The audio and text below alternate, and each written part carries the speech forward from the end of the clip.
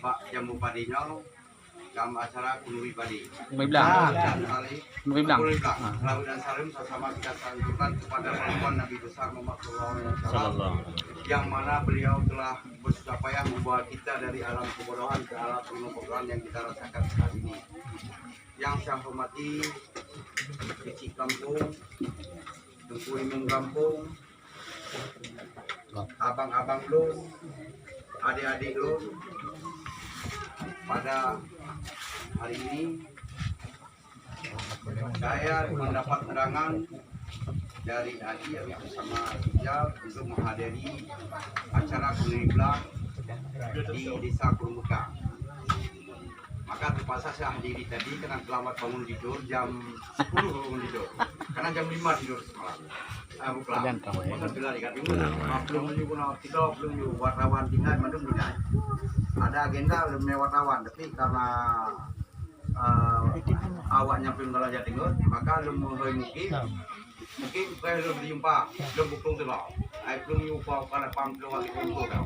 Majalah apakah tu pun cik sama cara pegah tak mulai kok belum tau.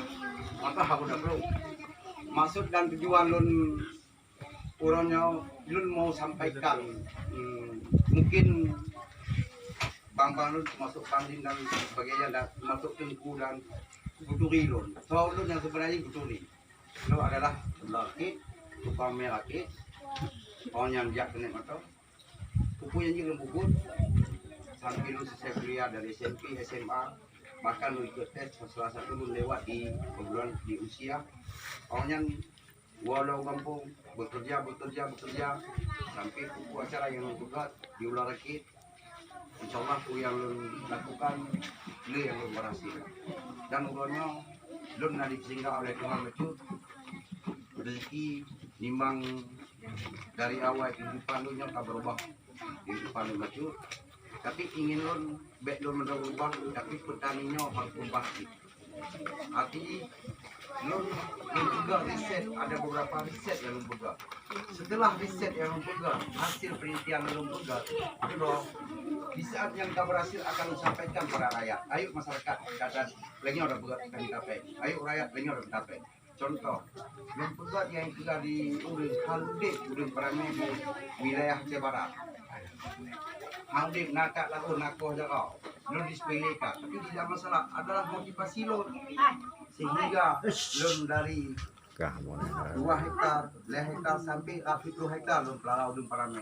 Insyaallah luar biasa prospek Udin Perame. Sehingga selesai lo ajarin orang lain lagi.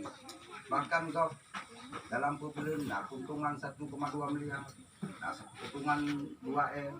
Pak Pelara Udin Perame dan pesisir pantai kan kau deh mungkin Bang Nan pernah ajak si Pak Pulang. Nah yang diajak Pak Pulang di luar hamparan. Setelah lu riset Udin Perame berhasil akan lu sampaikan Pak Pulang. Ayo. Setelahnya lu pegang bagaimana proses dengan teknologi di menuang hijau Pak Ibrahim. Insyaallah yang gila. Tapi lu aplikasi menoknya lupa pupuk kandang pupuk organik nalunjuk ke mutu nalunjuk ke masyarakat tapi ya cek gede bulan dalam satu hektar sawahnya tak boleh 5 ton pupuk supaya mengurai tanah ngalagang. Maka lu riset lah padi di Palimungan dengan Pak Mukim, ahli bibit, ahli tanah, ahli pengadilan hama. Akhir loncat sebuah kesimpulan dalam tanam padi.